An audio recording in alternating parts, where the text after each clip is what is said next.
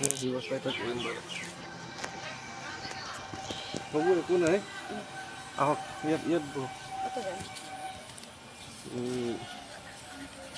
আজি শিক্ষা পৰিৱেশ আৰু শান্তিৰ একতালৈ মানে মই আমলখি গছ এজোপা আপোনালোকৰ কেম্পাছত ৰুই দিছোঁ। ধুনীয়াকৈ প্ৰতিপালন কৰি ডাঙৰ দীঘল কৰিব, কাৰণ গছ থাকিলেহে মানুহ থাকিব, আমি সকলোৱে জানো।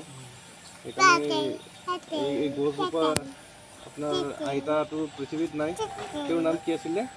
কলাৱতী দেৱীৰ আত্মাৰ সদ্গতিত আমি ৰুইছোঁ। ধুনীয়াকৈ প্ৰতিপালন কৰি ডাঙৰ দীঘল কৰিব, কাৰণ সকলোৱে জানো গছ থাকিলেহে মানুহ থাকিব, হয়নে নহয়?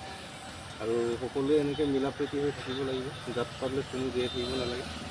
আৰু এই পৃথিৱীটো বহুত মানে বিপদলৈ গৈ আছে মানে, সেইকাৰণে মই ঘৰে ঘৰে গছ পুলি ৰোৱাৰ ব্যৱস্থা কৰিছোঁ। কাৰণ গছ নথকাৰ ফলত আজিকালি কাউৰীয়ে পাবলৈ নাই, শগুন চিলনি সেইবোৰতো দূৰৰ কথা।